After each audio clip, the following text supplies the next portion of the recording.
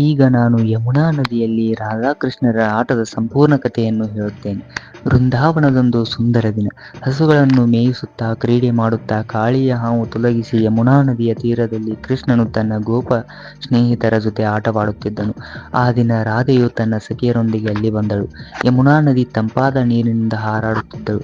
ನದಿಯ ಅಲೆಗಳು ಚಂದಿರನ ಬೆಳಕಿನಂತೆ ಮಿಂಚುತ್ತಿದ್ದವು. ಗೋಪಿಯರು ನೀರಿನಲ್ಲಿ ಆಡುವುದಕ್ಕೆ ಇಚ್ಛಿಸಿದರು. ರಾಧಾ ನಿಧಾನವಾಗಿ ಮುಜುಗರಿನಿಂದ ನೀರಿನಲ್ಲಿ ಇಳಿದಳು. ಕೃಷ್ಣನು ಕುತೂಹಲದಿಂದ ಅವಳ ಹಿಂದೆ ಹೋದನು. ರಾಧಾ ತನ್ನ ಸಖಿಯರ ಜೊತೆ ನೀರನ್ನು ಎರಚುತ್ತಾ ನಗುತ್ತಾಳೆ. ಕೃಷ್ಣನು ತಮಾಷೆಯಿಂದ ನೀರು ಎರಚಿದಾಗ ರಾಧಾ ಕೋಪ ತೋರಿಸಿದಂತೆ ನಟಿಸುತ್ತಾಳೆ, ಆದರೆ ಮನದಾಳದಲ್ಲಿ ಸಂತೋಷವಾಗುತ್ತದೆ. ಗೋಪಿಯರು ಎಲ್ಲರೂ ಒಟ್ಟಿಗೆ ಹಾಸ್ಯ ನಗುವಿನಲ್ಲಿ ಮುಳುಗುತ್ತಾರೆ. ಅಲೆಗಳು ಕೂಡ ಆನಂದದಿಂದ ಏರಿ ನಮ್ಮ ತೀರದಲ್ಲಿ ಇಂದು ದೇವರ ಲೀಲಾ ನಡೆಯುತ್ತಿದೆ ಎಂದು ಹಾಡಿದಂತೆ ತೋರುತ್ತವೆ.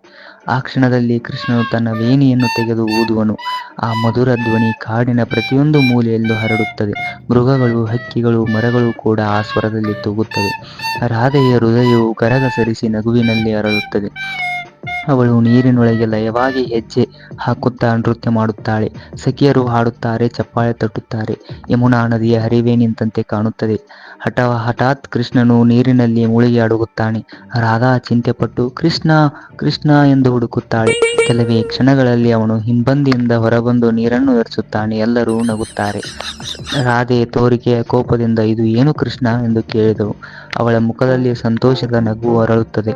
ಕೃಷ್ಣನು ಕಣ್ಣಿನಲ್ಲಿ ಕುತೂಹಲದಿಂದ ರಾಧೆ, ಈ ಯಮುನಾ ನದಿಯು ನಿನ್ನ ಸೇವೆಗೆ ಮಾತ್ರ ಹರಿಯುತ್ತಾಳೆ. ನಿನ್ನ ಬಳಿ ನಾನು ಹೇಗೆ ದೂರ ಇರಬಲ್ಲೆ ಎಂದು ಹೇಳುತ್ತಾನೆ. ರಾಧೆಯ ಕಣ್ಣು ಕೆಳಗಿಳಿದರೂ ಹೃದಯದಲ್ಲಿ ಪ್ರೀತಿ ತುಂಬಿ ಹರಿಯುತ್ತದೆ. ಆ ಕ್ಷಣದಲ್ಲಿ ಯಮುನಾ ದೇವಿಯ ಸ್ವರೂಪವೇ ನಿಜವಾಗಿ ಪ್ರತ್ಯಕ್ಷಳಾದಳು. ಅವಳು ರಾಧಾಕೃಷ್ಣರಿಗೆ ತಲೆಬಾಗುತ್ತಾ ಹೇಳಿದಳು, ನೀವು ಇಲ್ಲಿ ಕ್ರೀಡೆ ಮಾಡಿದ ಕಾರಣದಿಂದ ನನ್ನ ನೀರು ಸದಾಕಾಲ ಪವಿತ್ರವಾಗುತ್ತದೆ. ನಿಮ್ಮ ಸ್ಮರಣೆಯೊಂದಿಗೆ ಇಲ್ಲಿ ಸ್ನಾನ ಮಾಡಿದವನು ಶಾಶ್ವತ ಆನಂದವನ್ನು ಪಡೆಯುವನು. ಆ ದಿನದಿಂದ ಯಮುನಾ ನದಿ ರಾಧಾಕೃಷ್ಣರ ಪ್ರೇಮದ ಸಂಕೇತವಾಯಿತು. ಈ ಕಥೆಯನ್ನು ಗ್ರಾಮಗಳಲ್ಲಿ, ದೇವಸ್ಥಾನಗಳಲ್ಲಿ, ಜೂಲನ್ ಯಾತ್ರೆ ಮತ್ತು ರಾಸಪೂರ್ಣಿಮೆ ಹಬ್ಬಗಳಲ್ಲಿ ಹಾಡುತ್ತಾರೆ, ನೃತ್ಯ ಮಾಡುತ್ತಾರೆ. Thank you all for watching this here.